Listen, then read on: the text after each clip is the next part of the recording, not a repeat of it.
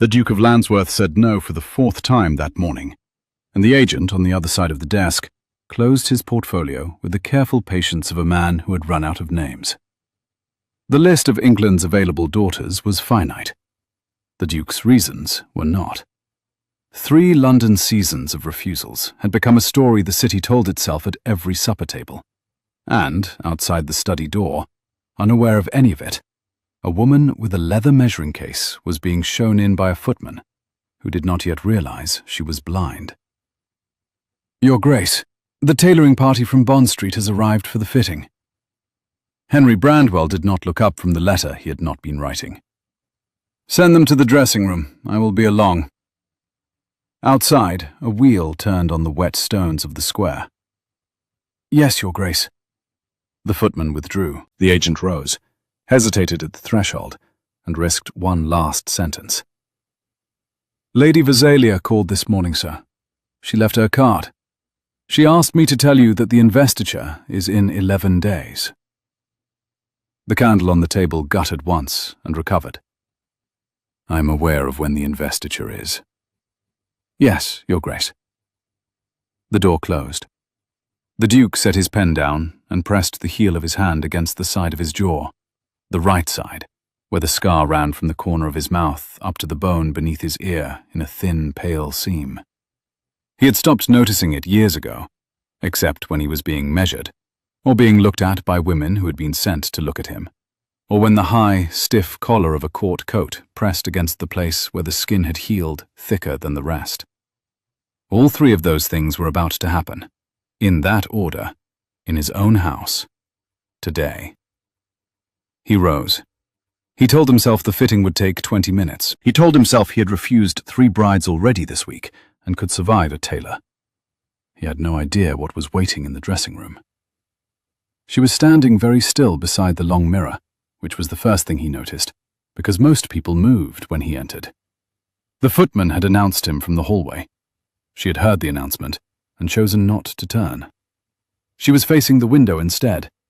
Behind her, Mrs. Hartcombe, the master of the Bond Street house that had dressed the Brandwell men for 2 generations, was unrolling a length of dark wool across the fitting table.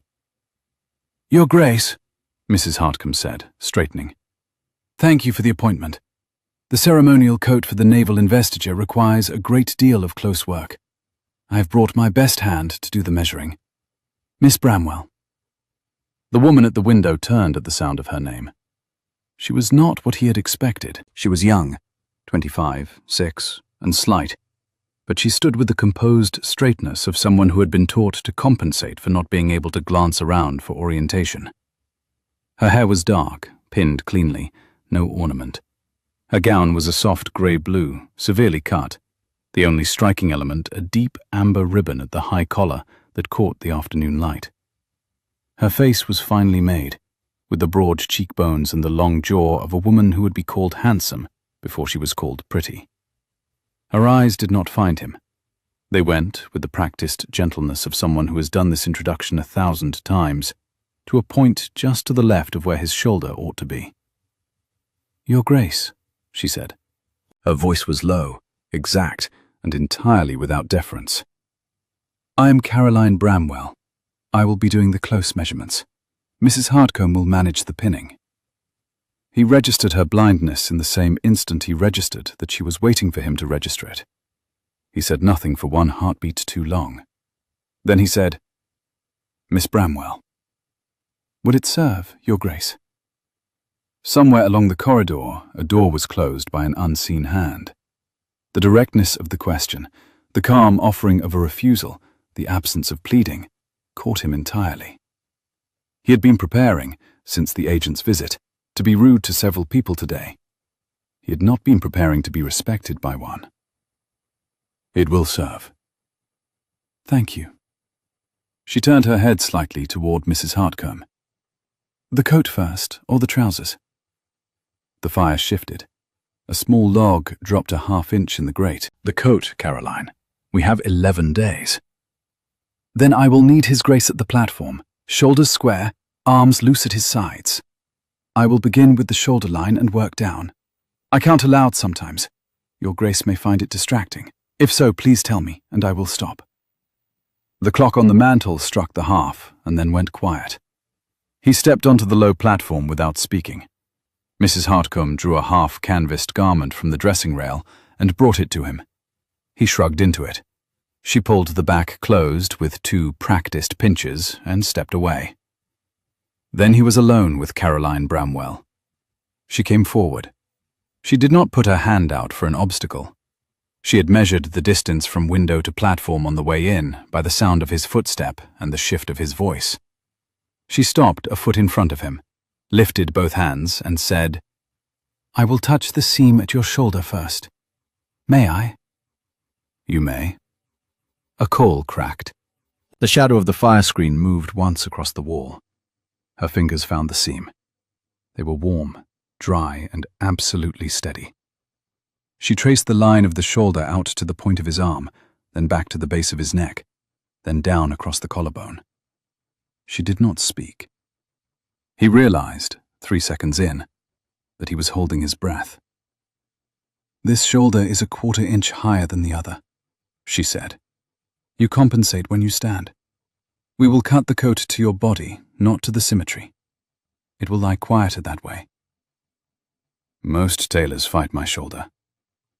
The rain had stopped without either of them noticing. Most tailors are fighting a drawing in their head. I am only listening to you. She said it without flirtation and without warmth, as a workshop observation. It landed in him like a stone into a still pond. She moved to the arm, the cool slip of the linen tape over his wrist, the murmur of the count. 23.5. The cuff will sit a thumb below the heel of the hand when your arms hang loose. It will rise correctly when you bend. She wrote nothing down. There was no notebook. And he realized she was committing the numbers to memory. Then she reached for the collar. He had been waiting, without admitting to himself that he was waiting, for this moment. The collar of the investiture coat sat high, 5 inches at the back, stiffened, the front mandarin cut to expose only the throat. It would press, when finished, exactly along the line of his scar. Every tailor he had ever sat for had paused at this point. The good ones had pretended not to notice. The poor ones had said something kind, which was worse. Caroline's hand found the side of his jaw. She did not pause. She traced the line of the collar where it would lie, down from the angle of his ear, around the curve of his throat, up again to the matching point on the other side. Her thumb passed across the scar at the apex of the line, and did not falter. She made one small adjustment in the air with her left hand, as if marking a line only she could see, and said, "The collar will press here, on the right side, between this point and this point. The skin has healed thicker than the rest. We will let the collar out a 1/4 inch along that span. It will sit slightly off true to the eye, but it will lie quietly against the skin. May I have your permission?" He could not for a moment locate his voice.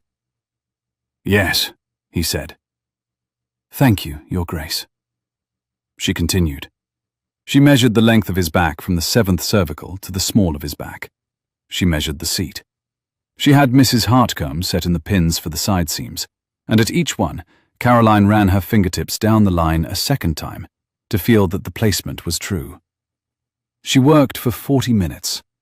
She spoke only when she needed to give an instruction or request a permission. She did not once ask him anything personal.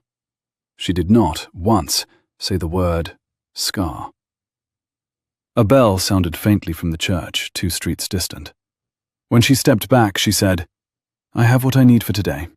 We will need a half-canvas fitting in 3 days, and a final fitting 4 days after that. Mrs. Hartcombe will write."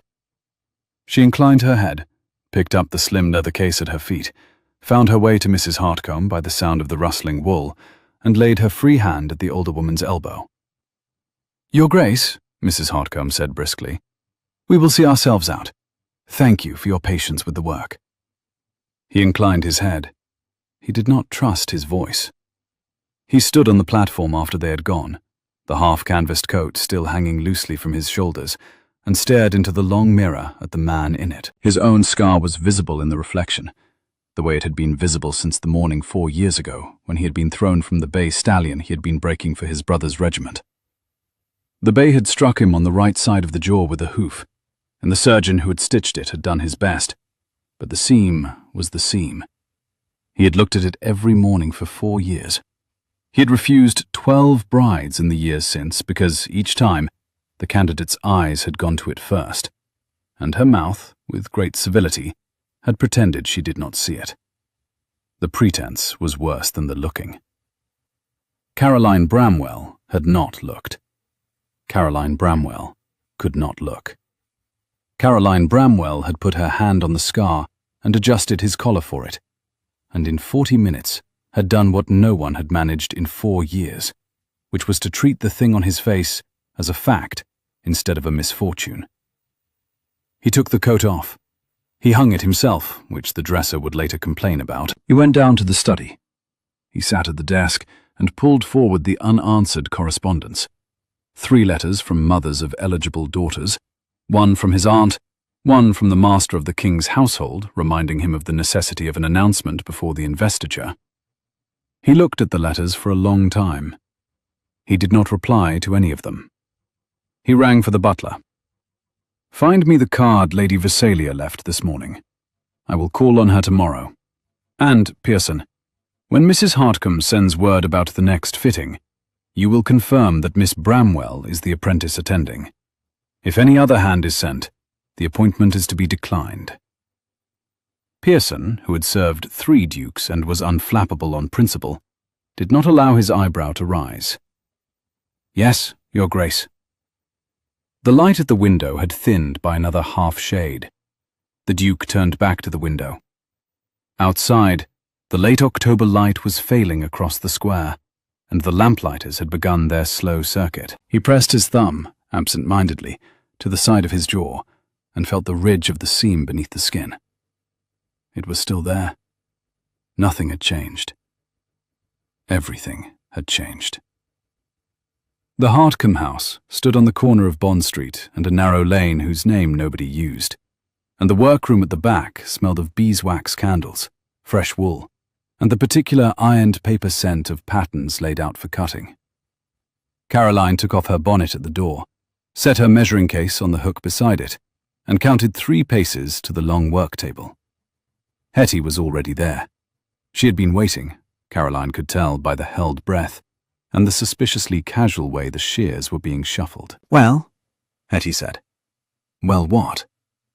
"Well, the Duke." Hetty was 20, dark-haired like Caroline, and entirely incapable of restraining her curiosity for the time it took to say good evening. "The Duke of Landsworth.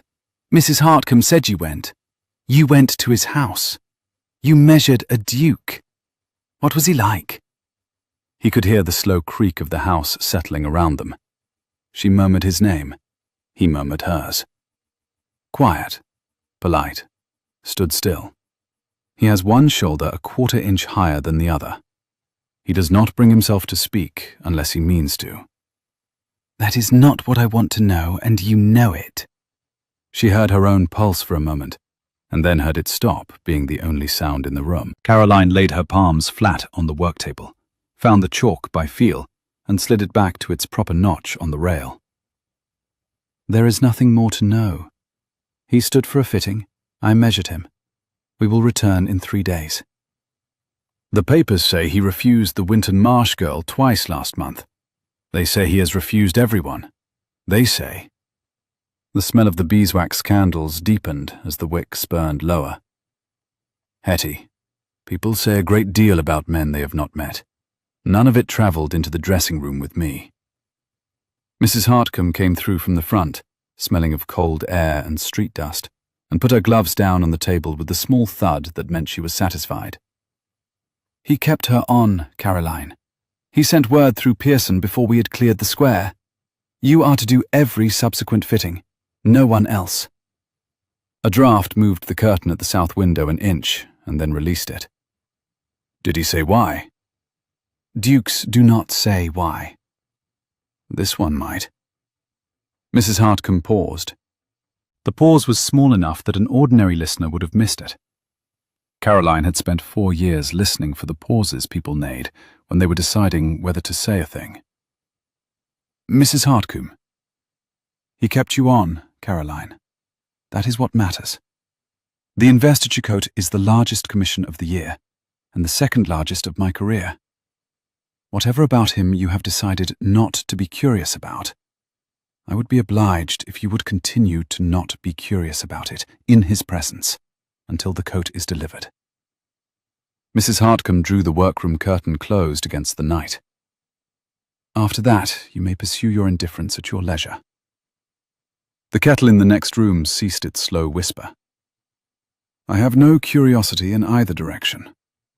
That is what I am asking you to maintain. Caroline tilted her head. There was something Mrs. Hartcombe was not saying. But Caroline had learned long ago that pressing the older woman simply caused her to plant her feet. She set the chalk down and reached for the worn leather notebook in which she dictated her measurements to Hetty each evening, so that the numbers entered the books in her sister's hand. The smell of the leather was familiar, the small ridge along the spine, the corner Hetty had bent 4 months ago when she had dropped it into the basin while laughing at a joke neither of them now remembered. Hetty, pen up. Yes. Landsworth. His Grace the Duke of... Coat, ceremonial, naval investiture. Shoulder, 21 1/4, right. 21 even, left. She went through it, number by number, the way she always did, and Hetty wrote it down without interrupting, the only sound in the workroom the scratch of nib and Mrs. Hartcombe's careful folding of the day's offcuts. The afternoon, which had been bright, had become afternoon grey without warning. When she had finished, Hetty said, in a much smaller voice, Caroline, he really is the Duke of Landsworth. Yes. And he has refused every... Hetty. All right. He listened, for a moment, to the silence she had introduced into the room. But Hetty's hand, when she reached over to touch Caroline's wrist, was warm and lingering, and Caroline understood, in the wordless way her sister communicated her largest worries, that Hetty was already frightened on her behalf. She closed her own hand briefly over her sister's. 3 fittings, dearest. That is all this is. 3 fittings, a coat, a delivery, and we are back to widows' mourning and merchant wives. Do not begin a romance for me. I am not equipped to live in one. I know. Truly. I know. She let the quiet hold for the length of a slow breath. But the lie sat between them on the work table, small and obvious as the chalk. The Duke called on his aunt the following afternoon, and the visit went exactly as he had expected it to go, which was to say, badly. Lady Visalia Stanhope received him in her morning room, where she had been pouring coffee for Lady Augusta Winton Marsh for the better part of an hour. He had not been told Lady Augusta was there. He suspected, in the moment he saw her, that this was the point. Henry, my dear. His aunt rose with the swift, practiced grace of a woman who had been arranging marriages in this exact room since before he could ride. How fortunate. Lady Augusta has been calling on me, and we were just speaking of you. Aunt. Neither of them moved for the space of 3 heartbeats. He bowed to Lady Augusta. She rose, returned the bow with the controlled precision of a woman who had been taught at 12 how to make a curtsy that was simultaneously deferential and unimpressed, and then sat back down. She was beautiful in a way that the city had agreed upon, tall, dark-haired, with the long, pale throat and severe cheekbones of her family. The deep emerald silk of her morning gown was unkind in its perfection. Her eyes, when they came to rest on the Duke, performed the small involuntary movement he had seen 40 times this season, a half-second flick to the right side of his jaw, and then a deliberate refusal to flick again. She had been raised, like the rest of them, to pretend the scar did not exist. The pretense was, as always, the worst part. Your Grace, she said, I trust the morning finds you well? Tolerably, Lady Augusta. And yourself? Tolerably. The fire was the only language in the room. She did not smile. He liked her, faintly, for not pretending to. He could see, he had always been able to see, that she did not want him any more than he wanted her. The arrangement that had been pushed at them both for 2 months was something neither of them had originated. The Winton Marsh estate needed the Brandwell connection in the Lords. The Brandwell title, his aunt insisted, needed a wife by the investiture. The fact that the two principals had no interest in each other was, in the structure of these things, irrelevant. Lady Visalia, with the air of a woman who had remembered an urgent letter, excused herself. He was left alone with Augusta Winton Marsh, in his aunt's morning room, with the door not quite shut. He sat. He did not pretend the situation was anything other than what it was. Lady Augusta, I will not occupy your time. I am not going to announce a betrothal at the investiture. I will not allow my aunt or your father to assume otherwise. She did not flinch.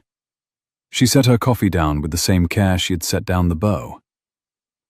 Then I require a service from you, Your Grace. A horse, somewhere in the mews, shifted its hoof against straw. Name it. If you will not have me, and I have no wish to be had, then you will need to refuse me in a way that does not destroy me. If you simply do nothing, I will be the woman the Duke of Landsworth could not be persuaded to marry. The next bachelor of equivalent rank will not look at me for 3 seasons. I will be 28, with no offers and no recovery. The light caught the side of her hair and lost it again. You are 26. I am 27 this December.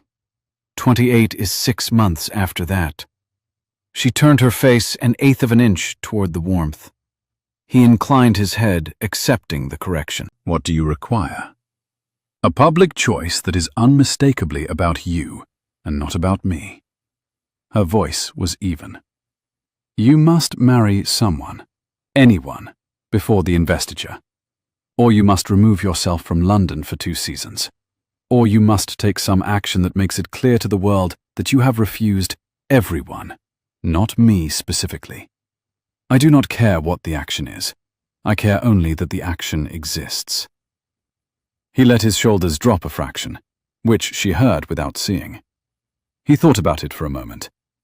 You are reasonable, Lady Augusta. I have been raised to be reasonable. It is not a virtue. It is a survival. The corner of the fireplace ticked as the iron cooled. It is a virtue in this room. She permitted herself, for the first time, a small movement of the mouth that was not quite a smile, but was certainly not the cold composure of the past 5 minutes either. Will you do it? Outside, the lamplighter's pole tapped once against a far railing. I will do something. That is sufficient. Thank you. She rose. He rose. She did not offer her hand. He did not reach for it. At the door she paused. She turned only her head, and she spoke without looking at him. Your Grace, the thing on your face. I have a brother who came back from the peninsula with worse. He stopped being permitted in our drawing rooms within 3 months. I have never been able to make my mother understand that we lost him for it, not because of it. So when I tell you that I do not wish to marry you, I want you to know that it has nothing to do with the scar. It has to do with the fact that I, like you, have not been consulted in any of this. Good morning, Your Grace. She closed the door behind her. He sat for a long minute in his aunt's morning room before he stood up, and when he stood up, he did so with the distinct, surprising feeling of having met an ally in a war he had been fighting alone. His aunt returned. She had heard the door. She knew the visit was over. She crossed her hands in her lap and waited for him to speak. He spoke. Aunt, I will not marry Lady Augusta. Henry. I will not marry the Pendlebury girl, or the Coltern girl, or the Stenison girl. I will not announce a betrothal at the investiture. I'm telling you now, in writing, in front of 2 witnesses if you require them, so that you do not arrange any further introductions in my name. You may continue to hold morning rooms full of young women in deep emerald silk for as long as it pleases you. I will continue to call on you for tea. I will not propose to any of them." The room held its breath with them. Lady Visalia, who had not raised her voice to him since the morning of his brother's funeral, did not raise it now. She said only, "And what is your alternative, my dear?" "I do not have one yet." "Henry, the king is asking. The king!" "I will manage the king." "You will not manage the king." She set her fingertips against the wood and oriented herself by the small grain. "I will see." She studied him for a long moment. Lady Visalia at 52 was a beautiful woman. Sleek silver streaking the dark hair at her temples, the long, elegant bones of his mother's family. He could see, in the set of her mouth, the calculation she had been running. He could see the precise moment she realized the calculation had a variable she had not previously had to consider. "Henry, who is she?" "I beg your pardon?" "Who is she? There is a who. I have known you since you were 3 days old. A man does not refuse Augusta Winton Marsh in the morning room of a woman whose patronage he has accepted since he was a boy, unless there is a who." He realized he had been standing in exactly the same place for 2 minutes. There is no who, Art. "Henry, there is no who." It was, he realized as he said it, perhaps the first lie he had told his aunt in his adult life. He did not enjoy the experience. She did not say anything more. She rose. She rang for tea, which was her version of a battlefield reset. They drank the tea. They discussed the renovations at her country house in Kent. They discussed the Stanhope cousins. They discussed nothing of consequence for 40 minutes, during which Lady Visalia did not, even once, look at him in a way that suggested she had let the question go. He left the morning room knowing, with the cold clarity he had relied on through 4 years of public scrutiny, that his aunt was going to find out who Caroline Bramwell was within the week, and that what she did next would depend entirely on what she found. The half-canvas fitting fell on a Tuesday, mid-morning, in a light grey rain. Caroline arrived with Miss Hartcombe and a junior who was permitted to carry the basket and not permitted to speak. The footman who had announced her on the first visit had clearly been given his orders. He showed her the doorway, named the threshold, and then stepped aside without taking her elbow. Caroline noted the courtesy and filed it. The Duke was already in the dressing room. She felt the quality of the silence before she heard him, the small adjustments of breath that a tall man made when he was being still on purpose. "Your Grace." "Miss Bramwell." "Are you in the half-canvas?" "I am." "Then I will not need preliminary observations. I will go straight to the seam check. May I begin?" The fire was warm against the inside of his wrist. "You may." She came forward. She had been in the room twice now, and the geometry was settled. 11 paces from the door to the platform, 2 from the platform to the long mirror, the dressing table to the right of the window. She did not count the paces aloud today. She placed her hands at his shoulders, and then ran them slowly down the side seam to the hip. "The right side is a thread too tight at the waist. We will let it out before the next fitting." She moved to his back. "The yoke is well placed. The vent at the back is correct." She circled to the front. She lifted her hands to the collar. This time she did not warn him. Her thumb passed along the line where the collar would sit, found the place where the cloth was tighter than the rest, paused, and then made the practiced tiny gesture in the air that he had begun to recognize as her version of writing on an invisible slate. "The let-out I marked 3 days ago is in. Touch it now." He hesitated. "It is your collar, Your Grace. Run your finger inside the line and tell me if it is loose enough." He did. The collar, which he had been wearing for 45 seconds, was sitting in a place where it had not sat in 4 years. The pressure was not on the scar, it was on the unscarred side of his throat. He could feel the small dimple where the cloth fell away from the place she had told the cutters to ease. It is loose enough. Good. We will fix the cut. You will wear it on the night, and you will not think about it. That is the point. She heard a footman cross the corridor and listened him out of audible range. That is the point. He said it back to her, not as agreement, but as a small private wonder. She could not see his face. She let the silence sit for a moment, then turned to Mrs. Hartcombe and began listing the corrections in the brisk, neutral voice of a woman doing her work. When the corrections were done, she said, without raising her voice, "Mrs. Hartcombe, would you be so kind as to take the half canvas back to the workroom this afternoon? Your Grace, I would value 5 minutes after the fitting on a small technical matter, if that is acceptable." He said, "It is acceptable." The smell of the autumn garden came in faintly through the chimney. Mrs. Hartcombe, who had not been born yesterday, did not allow her face to register any opinion. She took the coat. She took the junior. She left. Caroline did not immediately say anything. She stood at the edge of the platform with her hands folded over her measuring tape, her head slightly tipped, as if listening for the door to fully shut and the footsteps in the corridor to recede. When they had, she said, "Your Grace, the cuff measurement I took on the first visit was wrong by 1/4 inch. He blinked.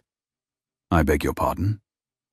He noticed, without intending to, the careful symmetry of her hands at rest. "It was not wrong because I made an error. It was wrong because, on that day, you held your arms at 1/4 inch above their natural hang. Today they are at their natural hang. A man holds his arms higher than natural when he is bracing." She did not say bracing for what. "I have retaken it. The cuffs will be cut to today's number. I am not telling you this because I require permission. I am telling you because the difference will be visible when you put the finished coat on, and I would rather you knew why." There was a pause. "That is not a technical matter." "It is technically a technical matter."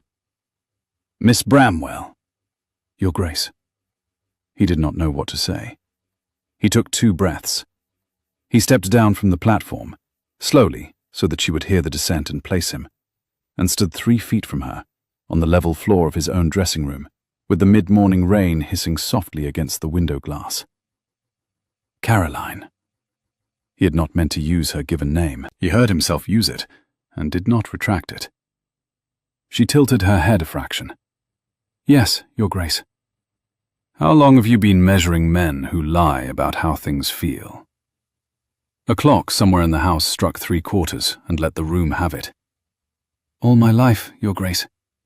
People mostly say, 'fine.' Their bodies say something else. I learned, before I lost my sight, to read it in their faces. I have learned, since, to read it in the small braces and unbraces of muscle when I touch them." She lifted her chin. "I am very good at it. It is, in fact, the reason I am the apprentice Mrs. Hartcombe sends to gentlemen who do not enjoy being measured." "And what does my body say, Caroline?" The October dusk was beginning to settle along the floorboards. She did not answer at once. When she did, her voice was lower than it had been a moment before, and absolutely without flirtation. "It says that you have been bracing for someone to flinch for a very long time, and no one has flinched today. And you do not yet know what to do with the unbraced air." The rain in the window, the fire shifting in the grate. Somewhere down the hall, a clock with a soft chime. He said, "Will you tell me your address, Caroline?" "I will not, Your Grace. Mrs. Hartcombe knows it. The next fitting is in 4 days. I will see you then." She tightened the strap on her measuring case. "Will you ring for the footman, please? I would rather not navigate the great hall on my own." Pearson, somewhere down the corridor, was conducting his evening rounds. "I will walk you to the carriage myself." "Your Grace." "Caroline." She inhaled, slowly, the way a person inhales when they have just been handed something heavier than they expected, and are calculating the weight before they take a step. "Very well." He offered her his arm. She placed her hand at the inside of his elbow with the exact light pressure of a woman who had taken the arms of men she did not know 100 times. They walked the length of the corridor without speaking, the soft tap of her boots and the heavier tread of his Hessians falling into an unconscious rhythm. At the great front door, the footman opened the carriage for her. She let go of his arm. She turned, just before stepping in, and said, "Your Grace, I will fit the coat to your body. That is what I have undertaken. You may permit me also to fit nothing else." She paused. "I would rather be paid for the work I am qualified to do than misread as the work I am not." "I will not misread you, Caroline." "Thank you." A coal split with a small, clean sound. She climbed into the carriage. The door shut. The wheels turned on the wet stones. He stood on the steps of his own house in the grey rain and watched the carriage out of sight, and his right hand, without instruction, went to the side of his jaw and rested there. That night he dreamed of his brother. Frederick had been gone 3 years that November. Major Brandwell, of the 12th Light, had been carried off by the fever that had taken so many of them in the cantonments outside Madras. Quietly, in a way the family had been grateful for, in a way Henry had hated himself for being grateful for. There had been no body to bury. The regiment had sent his sword, his watch, and a folded letter Frederick had written for the contingency. The letter had said the things one would expect a man to write to a younger brother. The letter had also said, "Do not become a person who refuses everything for me. Marry. Have children. Forgive the horse for the scar. Live." He had refused everything for 3 years. In the dream, Frederick was standing in the gallery of the country house, in his regimentals, with the dust of the road still on his boots. He was laughing about something. He did not look at the scar. He never had while he was alive. Frederick had said, the morning after the bay struck Henry, "It will scar handsomely. Women will tell their grandchildren that they saw the Duke of Landsworth's scar at a ball when they were young. You will be more interesting now than you were yesterday, which is saying something, because yesterday you were already insufferable." Then he had emptied Henry's decanter and gone whistling out into the corridor. In the dream, Frederick said, "Who is she?" In the dream, Henry said, "I do not know yet." She heard the brass of the fender expand 1/2 a degree as the fire built. In the dream, Frederick said, "Find out, you fool. Find out before the investiture. The collar will press the scar if you do not." He woke at 4 in the morning to the sound of the watch in the square calling the hour. He lay in the dark for a long time. He thought about the soft tap of her boots. He thought about the let-out of a 1/4 inch along a seam she could not see. He thought about her hand on his jaw, and the absolute absence of pity in it, and the fact that he had asked for her address and she had refused, and the way the refusal had felt like the only honest answer anyone had given him in a year. At 4:30 he got up, lit the candle himself, and wrote a note to his land steward, authorizing a charitable settlement on the Hartcombe house, 12 months' worth of work in advance, with the condition that the house's apprentices were to be retained at the house's discretion, free of any external influence. He sealed the note. He had Pearson dispatch it by the first morning post. He did not know, yet, that his aunt had already paid her visit to Mrs. Hartcombe. Lady Vesalia Stanhope arrived at Bond Street the morning after Henry's 3rd refusal, in a closed carriage, with a card she did not hand to a footman because she had never in her life waited to be announced to a tradeswoman. Mrs. Hartcombe met her at the workroom door. Caroline, at her station behind the cutting table, set down the shears and did not move. The voices were familiar to her. Mrs. Hartcombe's brisk, Lady Vesalia's the polished iron of a woman who had given orders to bishops. "Mrs. Hartcombe, may I have 10 minutes?" "Of course, my lady. Will you come through?" "I will not. The matter is brief. I understand my nephew is being measured here for the investiture coat." The candle nearest her tilted in its socket and was steadied by a current of warm air. "He is, my lady. His Grace has been a client of this house since he came of age, as you well know." "I do." I also understand that the apprentice attending his fittings is a young woman without sight. He kept his hand where it was. He did not need to move it. A small silence. Caroline did not, by any flicker of expression, betray that she could hear this. She picked up the shears again and began to trim a length of chalked muslin with the practiced, steady scrape that was her first audit of any cut.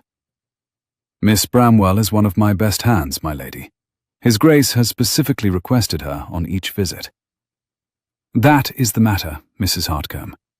I would prefer that she not attend further fittings. I will, of course, compensate the house for the inconvenience. I do not expect you to do this for nothing. I will also see to it that any future commissions from my own circle are increased to reflect my appreciation."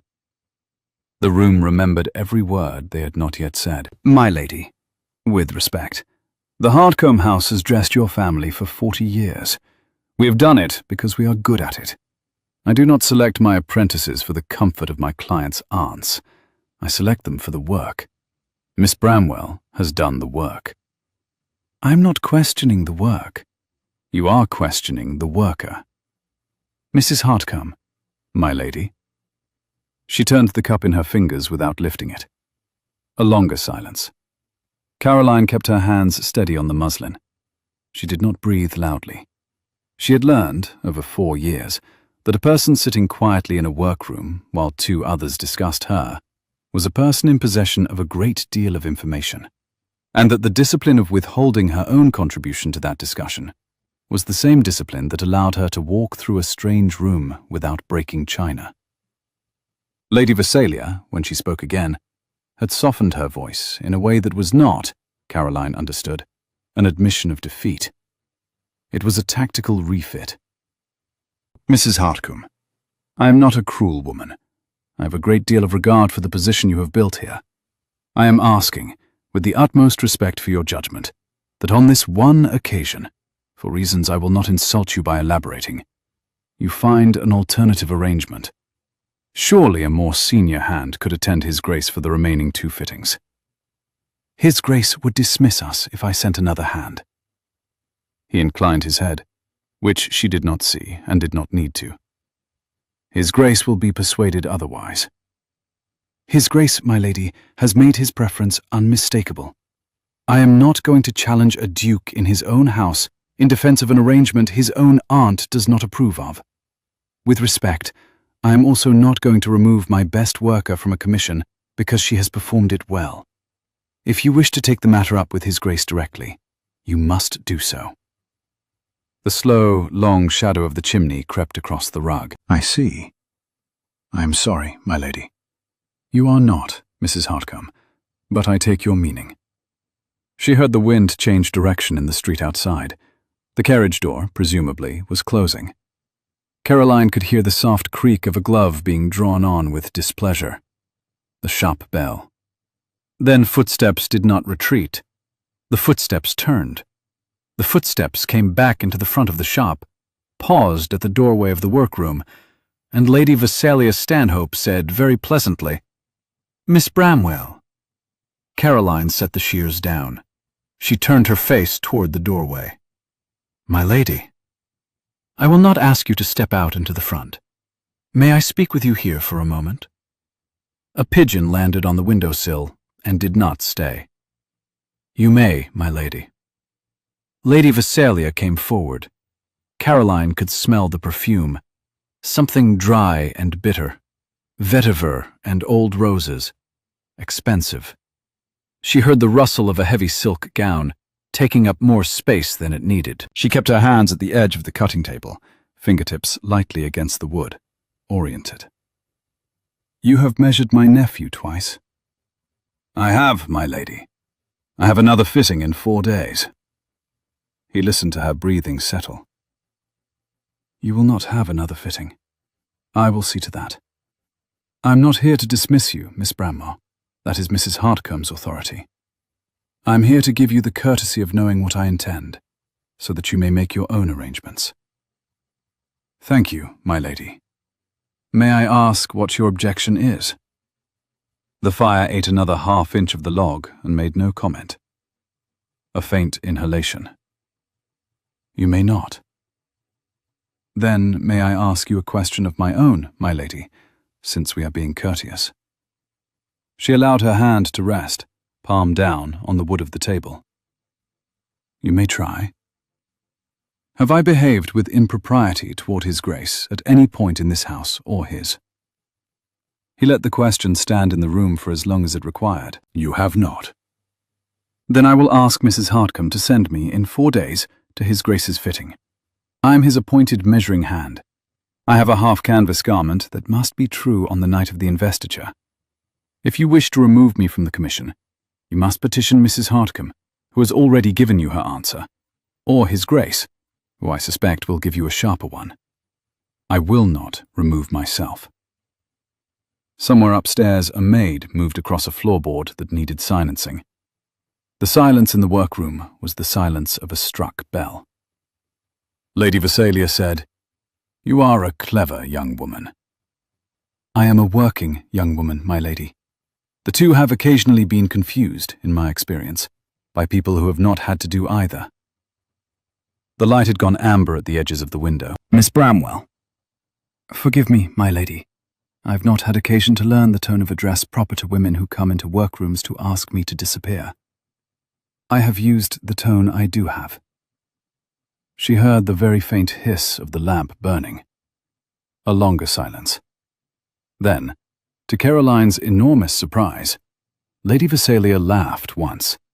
A short, surprised sound, more breath than voice. Mrs. Hartcombe. My lady. Send her to the fitting. I withdraw the request. The room was so warm she could hear the small flick of the wick. Yes, my lady. Miss Bramwell. My lady. I will see you again.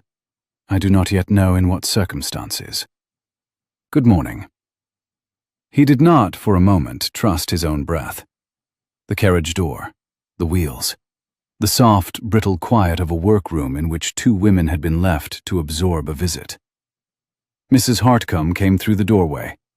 She did not speak immediately. She walked to the cutting table, laid both hands flat upon it, and looked at Caroline for a long time, although Caroline could not see the look.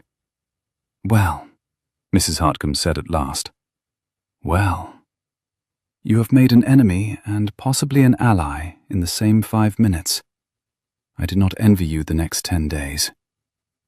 The fire turned itself over and built up again. Should I withdraw, Mrs. Hartcombe? After what you have just done? No, you should certainly not withdraw. But you should also write to your sister at home, in case the matter spills beyond this room. And you should consider, very privately, what you are prepared to permit yourself to want. She kept her fingertips on the wood and let the silence take the next half-minute. I do not want anything, Mrs. Hartcombe. Caroline, dearest. The older woman put a hand briefly on Caroline's wrist. I have known you for 4 years. I have known myself for 53. I am very poor company for people who are lying to themselves. Please do not begin. He looked at her, and then at the carpet, and then at her again. She did not tell the Duke of the visit at the next fitting. She decided this before she arrived, and the decision held until she stood, 3 feet from him on the platform, with her hands lifted to his shoulders. Then it broke. She lowered the chalk. She said, quietly, Your Grace, your aunt called on Mrs. Hartcombe 2 days ago. She asked that I be removed from your fittings. Mrs. Hartcombe refused. Your aunt spoke also to me. She has withdrawn the request. I considered not telling you. I have decided that I would rather you know. He went absolutely still. It was the stillness of a man who had been bracing for 100 small slights and had been struck instead by one large fact. What did she say to you? She asked me not to attend you further. I declined. Outside, the late October wind walked the length of the square. You declined. I declined. Caroline. I was civil, Your Grace. I think she found the civility more disconcerting than rudeness would have been. Forgive me. I should have allowed you to be the first to manage your aunt. The light shifted across the carpet, the way it always shifted at 4 in the afternoon. You should not. Your Grace? You should not have allowed me to be the first. You should have done exactly what you did. His voice had a curious, tight quality, as if the words were being released from somewhere they had been held a long time. I have spent 4 years allowing other people to manage things for me. The horse was managed. The funeral was managed. The investiture is being managed. The brides have been managed. You have not managed me. You have spoken to me. I am asking you, Miss Bramwell, not to begin to manage me now. Neither of them lifted a cup. Neither of them needed to. I will not, Your Grace. Thank you. She lifted her hands again. She placed them at his shoulders. He did not move. She measured a line that did not need remeasuring, across the back of the neck, down the center seam, and she said it aloud as she went, the practiced murmur, because she needed the room to fill with something that was not the held breath of 2 people who had just admitted something neither of them was ready to name.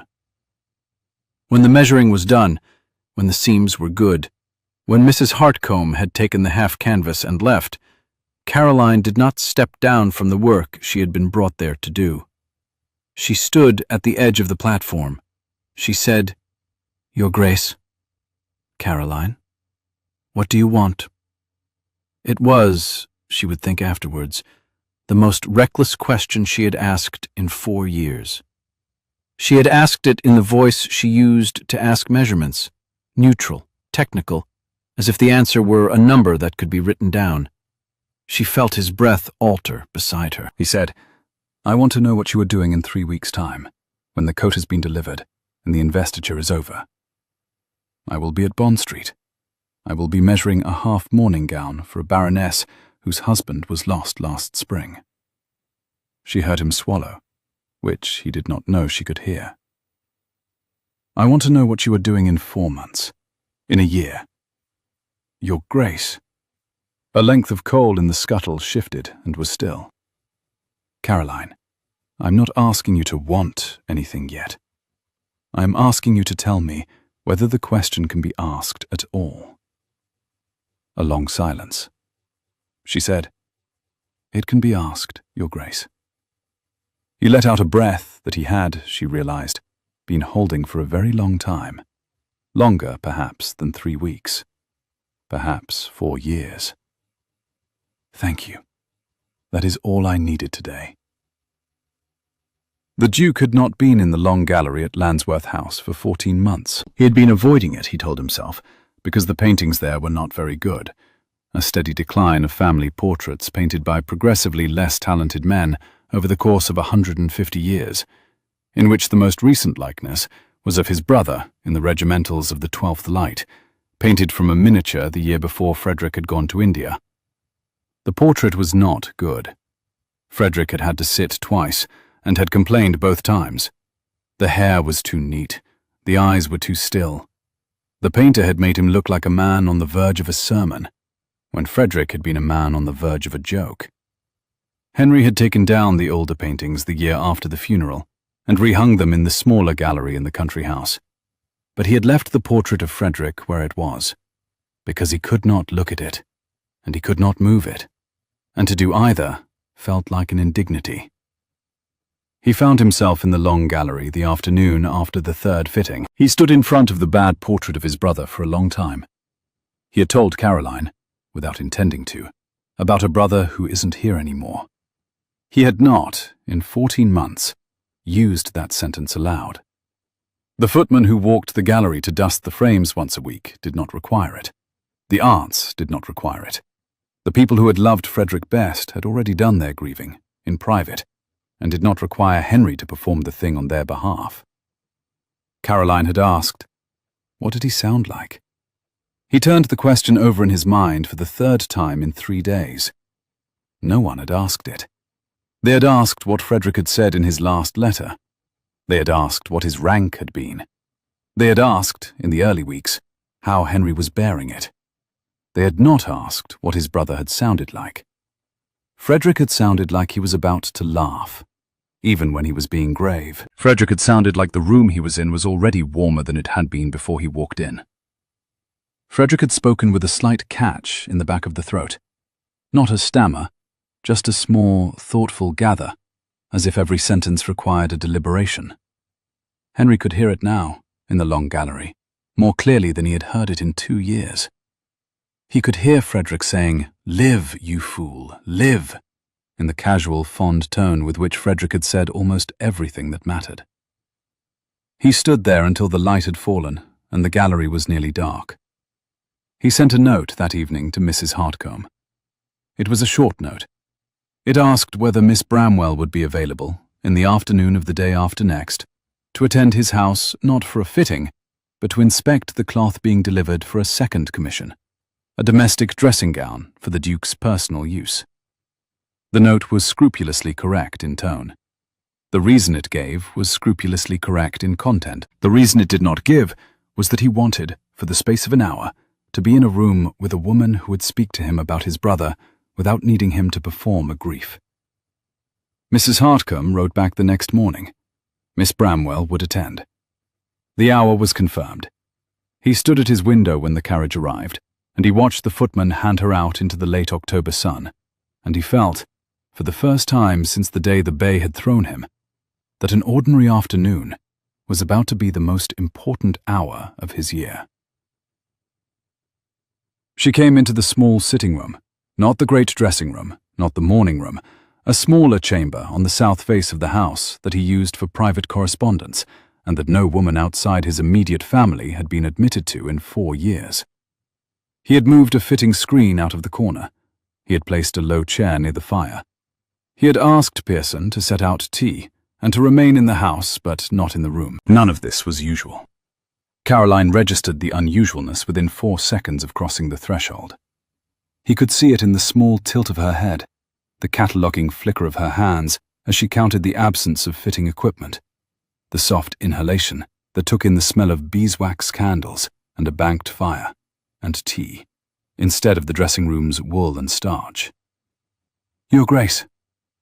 "Miss Bramwell, thank you for coming. The cloth has not yet arrived. I expect it within the hour. May I offer you tea while we wait?" The fire was warm. The room was warm. The next sentence had not yet arrived. "You may, Your Grace." "Will you sit?" "I will. May I have your elbow to the chair, please?" He let his shoulders go down another half-inch. He came to her. She placed her hand at his arm. He walked her the 4 paces to the chair near the fire. She sat. He poured the tea, he poured it himself, which the kitchen would later complain about, and brought her cup to her, naming the side of the saucer he had set it down on, so that her hand would find the handle. "Cream, no sugar." "Mrs. Hartcombe will have told you that I know that, Your Grace." She could feel, in the cushion of the chair, the small adjustments of his weight. "She did. I was performing the courtesy of telling you that I had asked." A faint quirk at the corner of her mouth. "Thank you, Your Grace." The fire irons gleamed faintly in the half-light. He sat opposite her. He did not begin a conversation immediately. He had learned, in the last 3 fittings, that she would speak when she was ready, and that the silences between her sentences were not anxious silences. He could afford to let one sit. She said, "Your Grace, the cloth is not coming, is it?" "It is coming. It is also late on purpose." "I see." Outside, a wheel turned on the wet stones of the square. "I owe you the truth on that. I would not have invited you here under a false pretext." "You would have invited me here under a slightly delayed pretext." The candle on the table guttered once and recovered. "Yes. That is more honest than most invitations I have received, Your Grace." Somewhere along the corridor, a door was closed by an unseen hand. "I would prefer you call me Henry in this room, for this hour." She set her teacup down on the saucer with the smallest deliberate click. Henry. It was the first time, he thought, that anyone had said his name in this house in 2 years without an honorific. He felt the loss of 14 syllables of formal address as a strange, tilting freedom. "Caroline." I asked you the other day what you wanted. I did not ask you the question I actually wanted to ask, which is whether you would be willing to spend an hour in this room with me every week until the investiture, with no fitting and no pretense. I would like to ask it now. That is not how a duke courts an apprentice tailor, Henry. The fire shifted. A small log dropped a half-inch in the grate. I am aware. I have not been very good at being a duke this year. I do not intend to begin now. She considered. You may ask the question. I will answer it more slowly than you expect. Take all the time you require. He waited. The fire shifted. Outside, the late October sun was setting somewhere behind the chimneys of the next square, throwing a thin, slanting light through the south window onto the carpet by her chair. She said, I will come, on the condition that the hour is recorded as a fitting in Mrs. Hartcomb's book, so that there is no question of impropriety, and on the condition that I am paid for the time, so that there is no question of charity. If those conditions are met, I will come. They are met. Then I will come. She did not say it warmly. She said it as a working agreement. He registered the gravity of the agreement in the lack of warmth. A warm yes from Caroline Bramwell, he was beginning to understand, would have been worth much less than the small, exact yes she had just given him. He said, Caroline, may I ask you a question that is not a measurement? You may. What did you do before you were a seamstress? She was quiet for a moment. Then she said, I was a physician's daughter in Hertfordshire. I read for him in the evenings. I wrote his letters in a clear hand. I kept his accounts. I was, at the age of 21, engaged to be married to the son of a country gentleman whom my father had attended in an illness. I was, at the age of 22, no longer able to read by candlelight. By Michaelmas of that year I could not see colour. By Christmas, I could not see at all. The engagement was concluded by mutual agreement in the early spring. By mutual agreement? By his agreement, Henry. I would have honoured the engagement.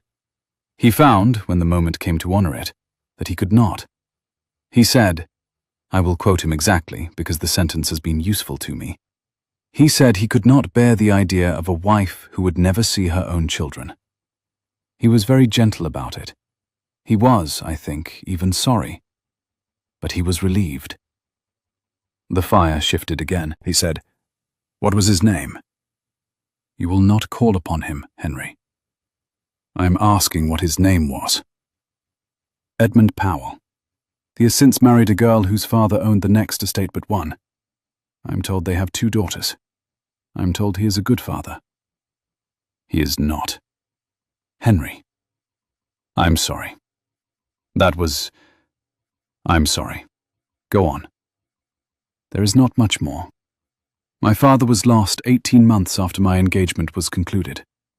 The estate could not support 2 unmarried daughters of a country physician. My sister and I came to London. I had a steady hand and a memory for numbers, and Mrs. Hartcomb was advertising for a measuring assistant with strong fingers and a quiet manner. She did not know I was blind when I came for the interview. She found out within the first 5 minutes. She told me she would try me for a week. The week was 4 years ago. That is the story. That is not the story. That is the story, Henry. The interior is mine. He inclined his head. The slight movement was lost on her, but she registered the small shift in his breath that accompanied it, and she understood it as acceptance. He said, May I tell you the story you did not ask for? You may. I do not require it. I want to tell it. Then you may tell it. He told her. He told her about the bay stallion. He told her about Frederick laughing the morning after, about the brandy stolen from his decanter. He told her about Frederick going out to India 8 months later. He told her about the regiment's letter and the watch, and the line about being more interesting now than yesterday. He told her about refusing 12 brides in 3 years because every one of them had looked at the scar first and had then politely pretended that they had not. She listened without interrupting. When he was finished, she did not offer comfort. She did not say, "I am sorry." She said, "You have refused 12 women because they performed a pretense about the scar." "Yes. And what would you have done if one of them had not?" "I do not know. I have not been in a position to find out." "You are in a position now." The fire, the light on the carpet, the cup in her hand. He said, "I am." Hetty Bramwell was being courted, in the autumn of 1819, by a young clerk of the Pall Mall stationers named Jonas Thrupp. Jonas was tall, anxious, and conscientious, and his courtship consisted almost entirely of bringing Hetty pieces of unusually fine paper, which Hetty did not need and could not afford, and of standing on the doorstep of the rooms above the workroom every Wednesday at 5:30, with a look of solemn determination that did not, Caroline thought, do justice to the actual hopefulness inside him. Hetty, who had been wound up like a watch spring since Caroline had returned from the small sitting room with the news that there would be a weekly hour in the south-facing room with no fitting attached, sat down on the trunk in their shared bedchamber at the end of the day and said, "If you marry the Duke, what happens to me?" Caroline, brushing out her hair by feel, said, "I am not marrying the Duke, Hetty. You are, however, having tea with him in a small room with no other persons present. He has not asked me to marry him. He is preparing to. You do not know that. Caroline, I have read 3 novels in which a duke conducted himself exactly as this one. In all 3, he proposed before Christmas. Hetty, novels are not data. Mrs. Hartcombe is data. Mrs. Hartcombe has been a tradeswoman for 30 years, and she dressed every one of His Grace's 12 previous candidates for their introductions. She has informed me that, in her experience, dukes do not, in fact, propose to women they like. They propose to women whose families are useful to them. They have tea with the others, and then they go to Italy. Mrs. Hartcombe has had a very narrow experience of dukes. Mrs. Hartcombe has had the only experience of dukes available to a woman like me." Hetty was quiet for a moment. She drew her knees up under her chin on the trunk and looked, even at 20, very much like the 7-year-old girl Caroline had taught to read at the kitchen table in Hertfordshire. "Caroline, if he does, he will not.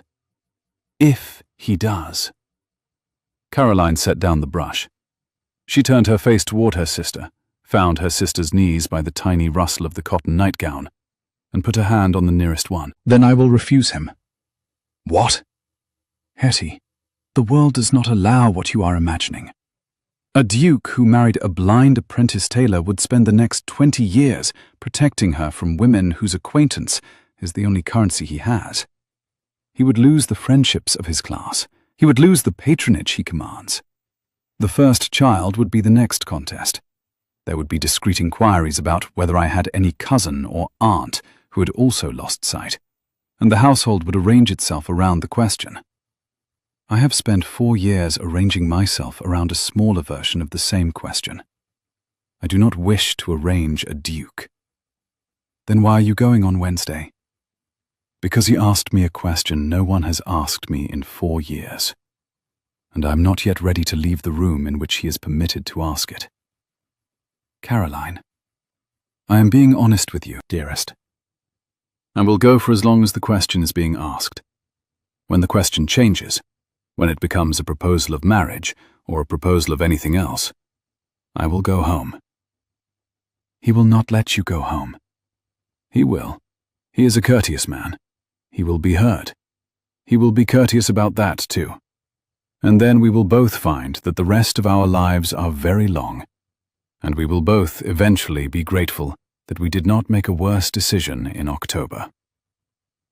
Hetty pressed her forehead briefly against Caroline's knee. Caroline felt the small warmth of her sister's tears through the wool of her dressing gown, and pretended not to. "Jonas brought paper again today?" What kind?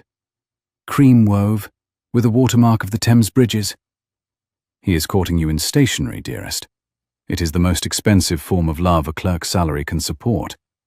Be kind to him. I have been. Be kinder. I will. The investiture was 11 days away, and then it was 8, and then it was 4. The final fitting fell on a Friday afternoon. The coat was beautiful. Caroline could feel it as soon as her hands found the shoulder seams. The cloth had the heavy fall of the best ceremonial wool. The canvas was holding the front clean. The collar sat exactly where it should, and not where it had been wrong. And the loose out at the right of the throat was invisible to any eye that had not been told to look for it. She walked the seams with her fingertips, the chalk in her left hand, the small leather measure looped at her wrist. She walked them once. She walked them twice. She did not need to walk them a third time, but she did, because she would not have another chance. It is good, she said. The Duke, in the coat on the platform, said, Caroline. Yes. It is good because of you. It is good because of Mrs. Hardcome's house, and 4 pattern cutters, and a half-dozen seamstresses who have been working past midnight. I have done the measurement. I have not done the coat. You have done the part of the coat that mattered. She inclined her head, accepting the credit because it was the truth. She gave Mrs. Hardcome the small nod that meant the work was done.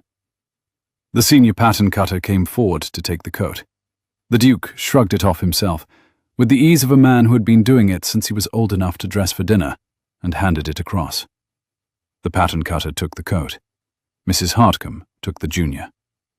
The dressing room emptied. Caroline did not step down from the platform's edge. She said, Henry. Caroline. There is something we have not discussed. We've had 4 Wednesdays now. We have not discussed Tuesday next. He did not, for a moment, understand her. Then he did. The investiture. Yes. What about it? You will be there in the coat. The King will be there. Half of London will be there. Your aunt will be there. Lady Augusta Winton Marsh will be there. The candidates whose mother's letters Pearson has been bringing you for 3 weeks will be there.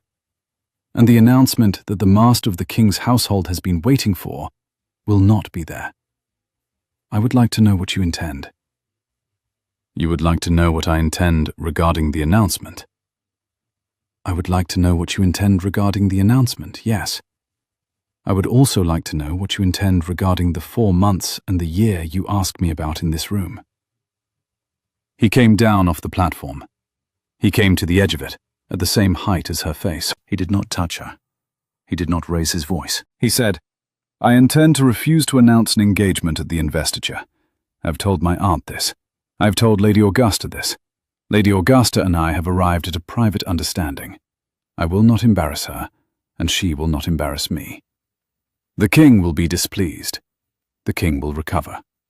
The political consequences will fall on me, and I will take them. As to the 4 months, I intend to ask you a question, Caroline, on the night of the investiture, after the ceremony, in a place of your choosing, not on the platform of my dressing room, not in a small sitting room with the door not quite shut, in a place where the answer will be yours, and not the room's. I would like, in the meantime, to ask your permission to call upon Mrs. Hardcome on Saturday morning, in her capacity as your employer and oldest friend in London, to tell her what I intend. Not to ask her permission, because the permission is yours alone. To tell her, so that she is not surprised. She said his name. He said hers. I do not know that I will say yes. I am aware. I am telling you this with no coquetry. I do not know that I will say yes. I have understood, every Wednesday, that you do not know. I have been counting on the fact that you do not know. A yes from you without that not knowing would be worth less than the yes I am hoping for. She was silent for a moment. You may call on Mrs. Hardcome. Thank you. You will not, I trust, Announce anything at the investiture. I will not. What will you do? He smiled, which she heard in the shape of his breath. I will wear a coat that does not press the scar. I will stand where I am told to stand. I will bow to the king. I will not bow to my aunt. I will return home. I will write the note to Bond Street myself, asking whether you will receive me on the Tuesday following, at an hour and a place of your choosing. I will then attempt to sleep, and I will probably fail. You will fail. I will fail. She returned his name. He returned hers. I want you to sleep. She did not know, until she said it, that she had wanted to say it. She heard her own voice in the quiet room, small, exact, without flirtation, the voice she had refused for 4 years to put into any of the small private rooms a man had asked her into. She heard the Duke's breath catch and not release. She turned away. She found her measuring case at the edge of the table by feel. She picked it up. She walked, counting the 11 paces to the door, and she said over her shoulder, "Wear the coat well, Henry." I will. The door shut behind her. The investiture was held in the audience chamber at St. James's, with the king in attendance and the principal officers of the Navy in full dress, and the families of the men being honoured in their best, and a small, sharp, watching company of society women who had come not for the Navy, but for the Duke of Landsworth, and who began their work of watching as soon as the doors opened. Lady Visalia had positioned herself early. She was in a gown of dark wine silk, with the small pearl earrings that had been her mother's, and she was standing in the corner of the chamber from which it was possible to see both the door through which the Duke would enter and the door through which Lady Augusta Winton Marsh would enter. She had asked her own steward that morning whether he had received any unusual correspondence from her nephew's house. He had not. She had asked her woman whether she had heard anything from her cousin Pearson's parlour. She had not. Lady Visalia therefore did not know, when the Duke walked in, what she was about to witness. He walked in alone. He was in the new coat. The collar, to her eye, sat slightly off true at the right of the throat, and she catalogued this faint imperfection and decided, with the brisk private satisfaction of a woman who notices what others cannot, that the tailor had not, in the end, been as competent as she had been led to believe. The Duke came up the chamber. He bowed to the king. He bowed to the principal officers. He took his place at the right of the dais, in the section of the room reserved for the Sefton Brandwell title holders, where he had stood at every investiture since his father's. He did not look once at Lady Visalia. He did not look once at the door through which Lady Augusta would enter. He looked once, briefly, almost incidentally, at the high windows of the chamber, where the late October sun was beginning to gild the ceiling beams. The ceremony proceeded. It took an hour and a quarter. The principal officers were named. The orders were conferred. The naval secretary read the names of those who had fallen in the past year of service. And Henry Brandwell, who was not Navy, who had no obligation to the names being read, listened to every one of them, with the attention of a man who was rehearsing something he intended to say later. When the secretary had finished, when the king had risen, when the ceremony had ended, the room rearranged itself for the reception that was the actual purpose of every important social occasion at St. James's. Lady Augusta Winton Marsh came in on her father's arm. She was in deep emerald, the same shade, Henry registered, that she had worn at his aunt's. She caught his eye across the room. She inclined her head a 16th of an inch. He inclined his head a 16th of an inch. The exchange, to the dozens of women watching, communicated absolutely nothing, which was the exchange Henry and Lady Augusta had agreed in private would be the exchange. Lady Visalia crossed the chamber. She answered with his name. He answered with hers. There is no announcement. There is not. There will be no announcement. There will not. Lady Visalia studied his face for a long moment, and Henry, who had been watched in this manner by his aunt since he was 3 days old, let her watch. He felt no particular need to perform any expression for her. He felt instead a calm, composed of the slow breath he had been practicing for 10 days, the let-out at the right of his throat, and the certainty of the question he was going to ask in a small private room on Tuesday evening, at a time and place to be named by the woman he intended to ask it of. His aunt said, "Henry, I have given 30 years of my life to this family. I have made you what you are." Aunt, I am asking you, as the woman who stood with your mother the night you were born, who has kept the title from being a wreck since your brother's death, I am asking you, tell me who she is. He looked at her. He said, "Aunt, you have already met her." The silence around them. They were standing in the middle of the chamber, in the slow refit between ceremony and reception, with 1,000 small chatters around them, went, in his hearing only, perfectly quiet. Lady Visalia did not for a moment understand. Then she did. The tailor. Miss Caroline Bramwell. She replied with his name. He replied with hers. "You cannot." "Aunt, I do not yet know whether she will permit me to. I have not asked her. I will ask her on Tuesday evening, at an hour she will name. She has told me, with some clarity, that she does not know whether she will say yes. If she says no, I will return home. I will write to the master of the king's household to inform him that I will be in Italy until Easter, and the Brandwell title will be ungoverned for that period. If she says yes, I will marry her. There will not be a third arrangement." His aunt put a gloved hand on his arm. Her fingers were trembling. He had not seen her hand tremble in 7 years. "Henry, you will be—" "I will be what?"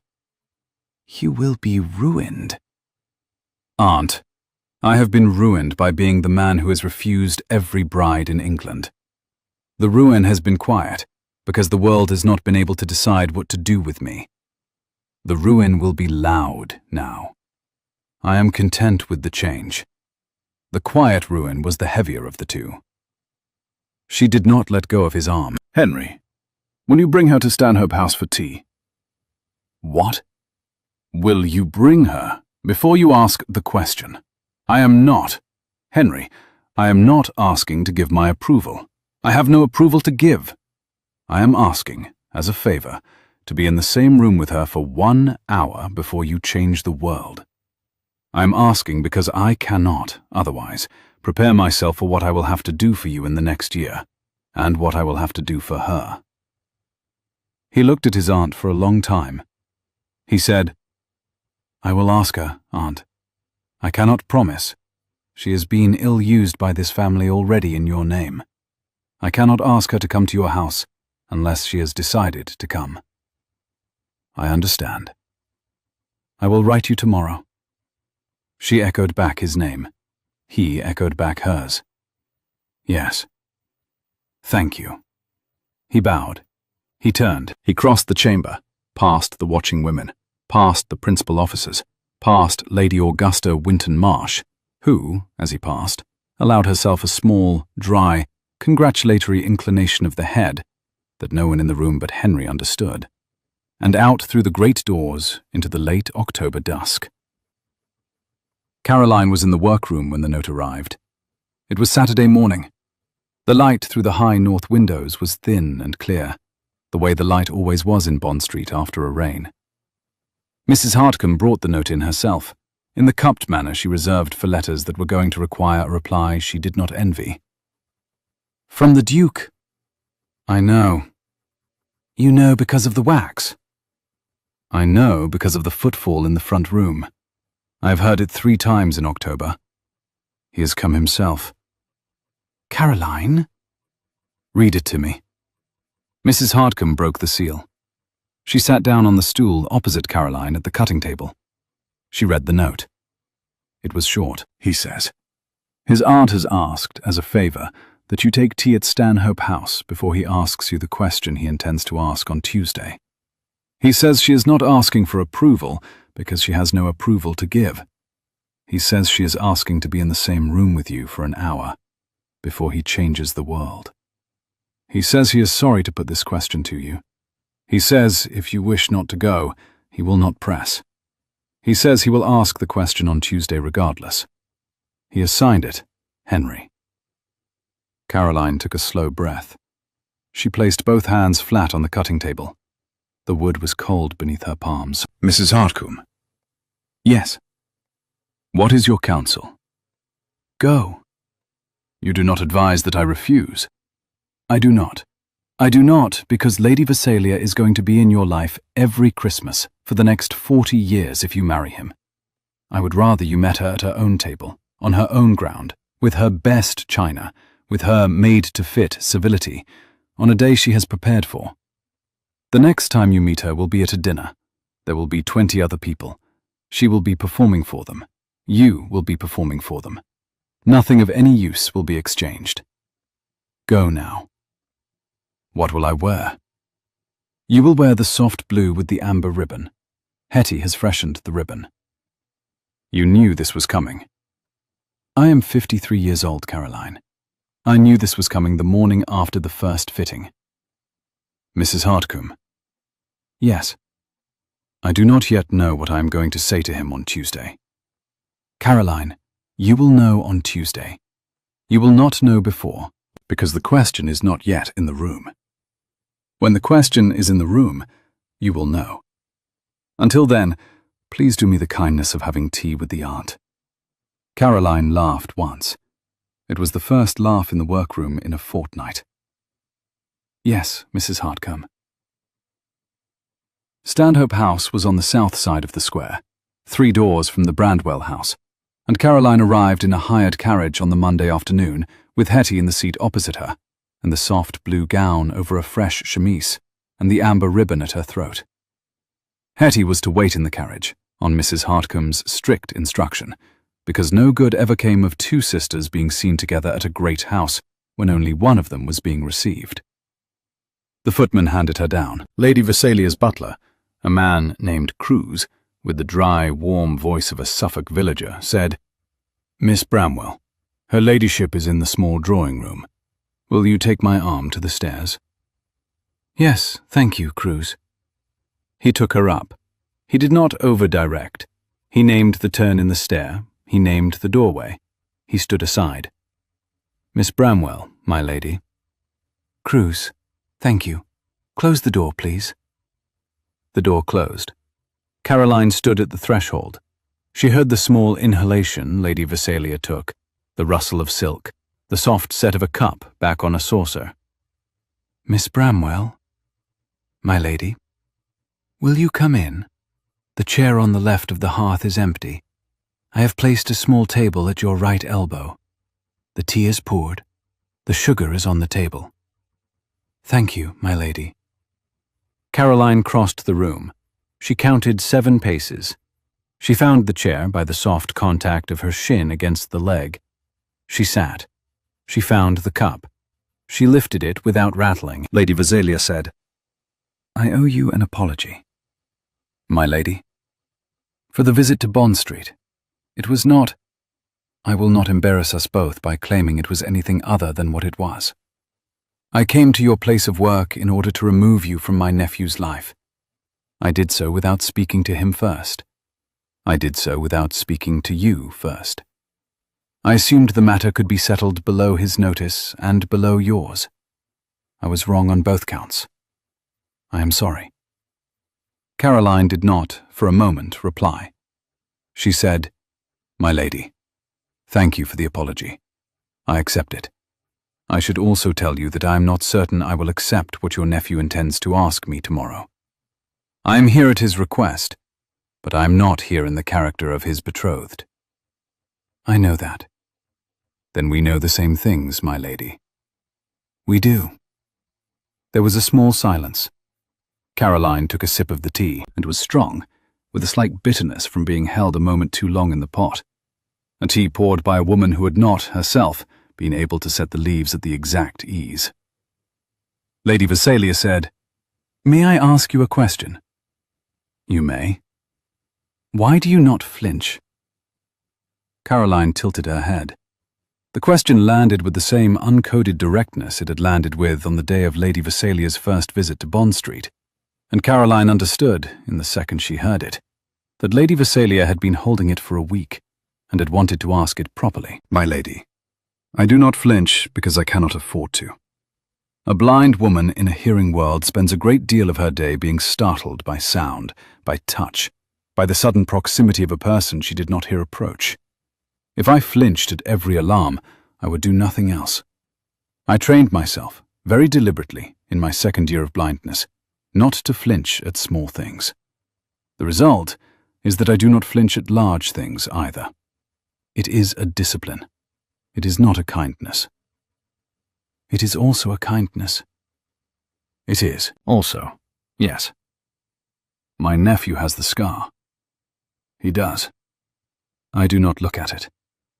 Most people do not. He believes that we do not look at it because we are pretending it is not there. I am not pretending. The scar is precisely there. It is a thin line of healed skin from the corner of his mouth to the bone beneath his ear. I have looked at it every day for 4 years. It is part of his face. I do not understand why a fact about a face requires comment. My lady, he has not heard you say that. He has not. Will you tell him? I will not. He will not believe me. He believes that I have been protecting him from the world's flinching, and that my refusal to discuss the scar is a form of my own. The fact that it is not, the fact that I simply do not require a fact to be discussed in order to acknowledge it, is the kind of distinction he is not in a position to credit me with. You may credit me with it. He may not. He has earned the right to interpret his aunt as he wishes. Caroline set her cup down. She said, "My lady, may I tell you something?" "You may." "He will believe you, if you tell him. He has spent 4 years protecting himself from people who pretended. He has not spent 4 years protecting himself from his aunt. He has spent 4 years protecting his aunt from himself.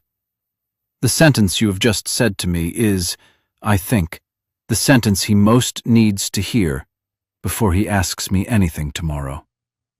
I would be grateful if you would say it to him." A very long silence. Lady Vesalia said, "Miss Bramwell, my lady, you have done me a courtesy in this room I did not deserve. My lady, you apologized before I sat down. The courtesy is mutual." "It is not, but I take the kindness of the lie." Another silence. Then, with the careful warmth of a woman whose habit of authority had not survived the last 20 minutes intact. "Miss Bramwell, I will not ask you what you intend to say to my nephew tomorrow. I will tell you only what I intend to do this evening, which is to write him a letter, and to say in it the sentence I have just said to you. I will tell him, in addition, that you have come to my house on his request, and that you have left it on my respect. I will leave the conclusion to him." "Thank you, my lady. Will you take another cup?" "I will." Lady Vesalia rose. She came across the room. She did not ring for Cruz.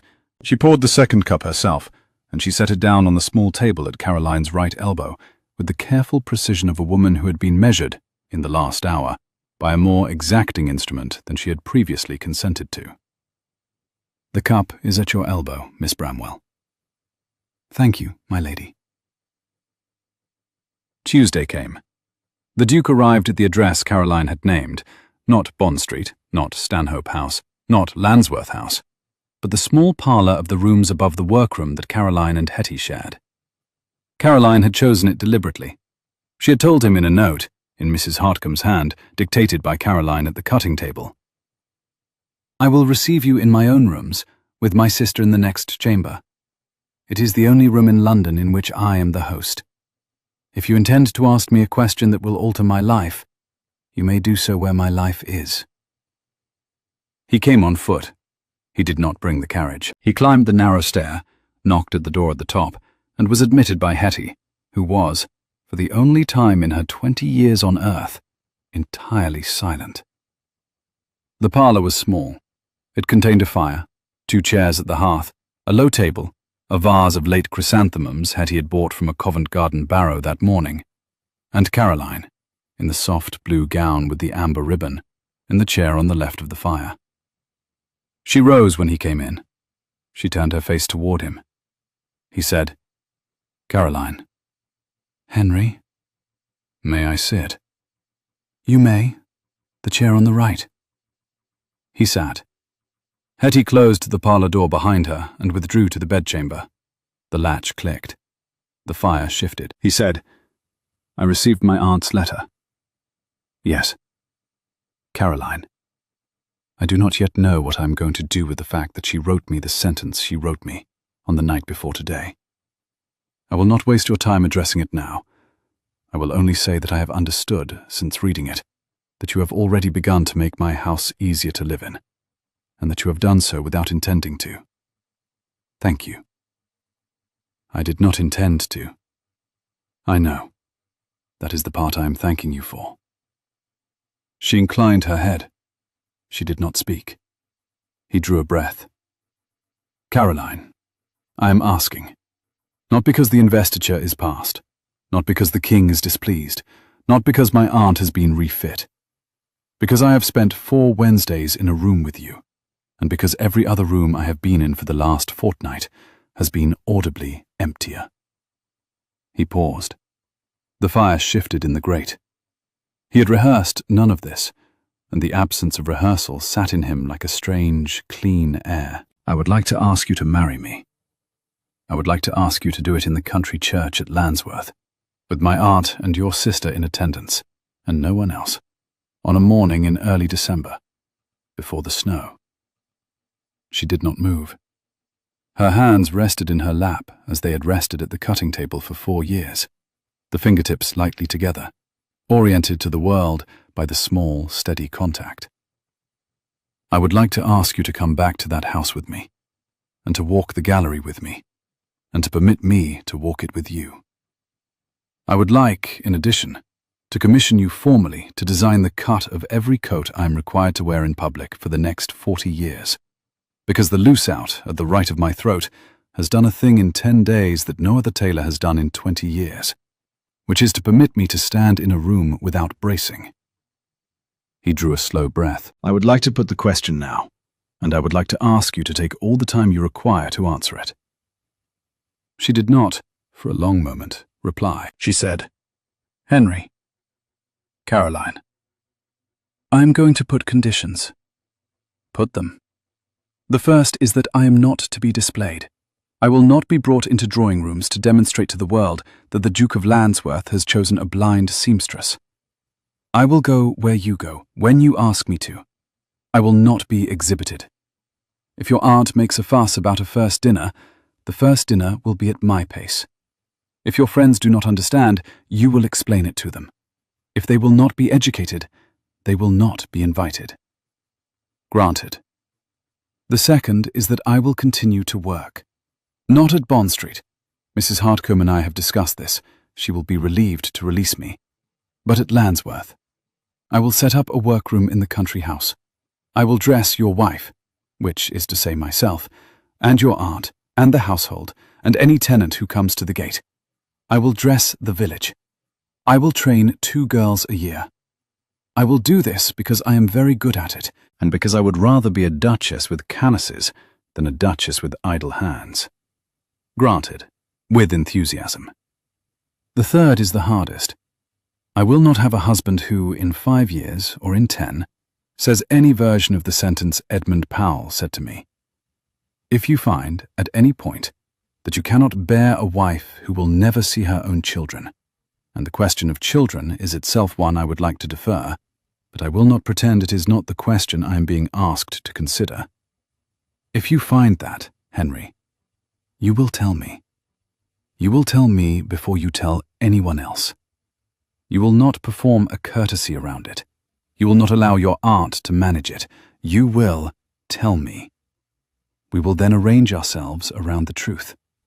That is the only condition I will not negotiate." She murmured his name.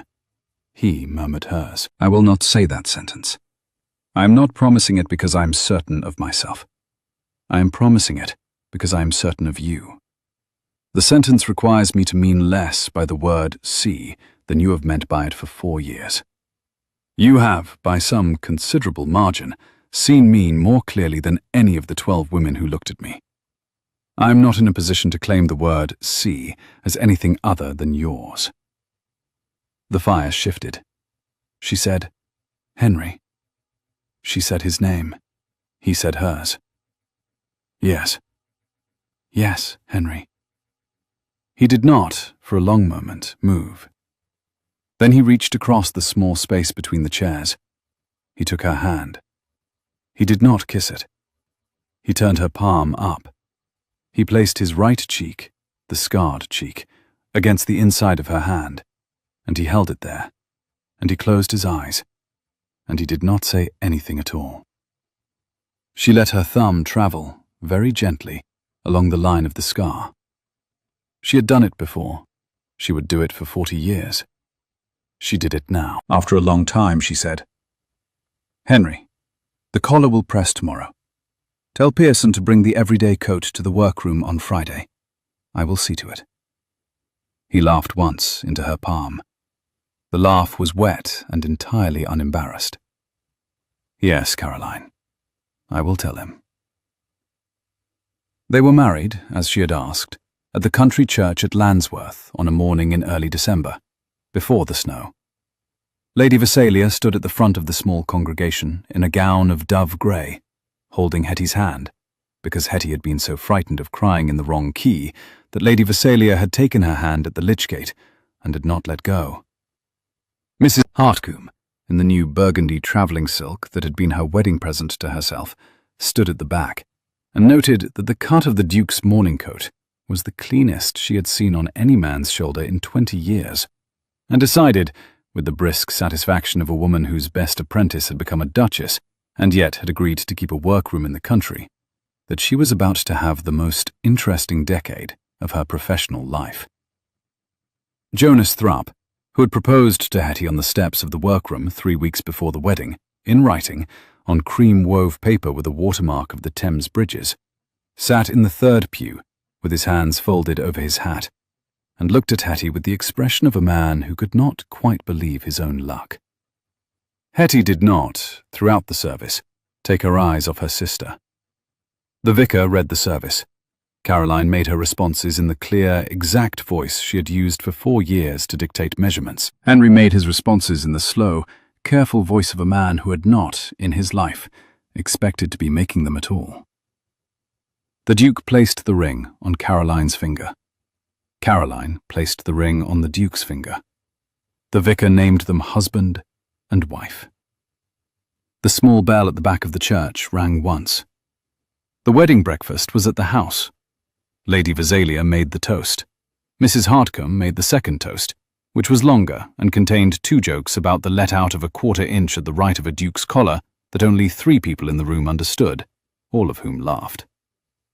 The bay stallion, long since retired to a paddock at Landsworth, a fat, affable creature who had not been ridden in 3 years, was led past the dining-room window at the moment of the toast by the head groom, with a wreath of holly tied at his halter. Henry, at the head of the table, lifted his glass to the horse and to his bride in the same movement, and the room laughed in the particular relieved way a room laughs when the host has just made it understand that he is, at last, content. It was March when Lady Visalia came to Landsworth for a fortnight, and she found, in the late afternoon of the second day, the new Duchess of Landsworth in the south workroom that had been converted from a small parlour the November before. Caroline was at the long table. There was a length of dove-grey wool spread across it, the same shade Lady Visalia had worn at the wedding, which had not, in the end, escaped her niece-in-law's notice. Caroline's hands were running, slowly and exactly, down the bolt, gathering the small variations of weave that no machine and no eye could catalogue, but that her fingertips could. The fire was low. The light through the south window was the long, pale gold of early spring. Henry stood in the doorway. He had walked up from the stables, his boots still cold. He had stopped at the threshold, the way he had stopped at the threshold of his own dressing room 4 months before, and he was watching her hands. She knew he was there. She did not turn. She said, "Henry, the grey is for your aunt. The cut will need to allow for the way she holds her left shoulder higher when she is pretending not to be tired. I will need her for half an hour this evening, if she can spare it." "She can spare it." "Good." He crossed the room. He stopped behind her. He did not put his hand on her, because they had agreed, in the first week of marriage, but he would never approach her from behind without first letting her hear him. And she had heard him, from the moment of his bootfall on the stair. She said, "Henry." "Yes." "Come closer." He came closer. He stood at her shoulder. She turned her face toward him. She lifted her right hand from the wool, and she found his jaw without searching, and her thumb travelled the line of the scar in the small, everyday gesture that had become, over 4 months, the way she said good afternoon when she did not feel like saying it in words. His face, beneath her hand, was not bracing. It had not braced, she realized, in some time. She returned her thumb to the wool. The dove grey would suit Lady Visalia. The cut would allow for the higher shoulder. The bolt was a yard longer than she had thought. She made a note of the length in her head, and she set her chalk down at the end of the table, and the long, late March light fell across her hands and the wool and the small, bright ridge of the scar on her husband's cheek. And the room, the south workroom, the country house, the whole long winter of her short married life, was, very quietly, not bracing either.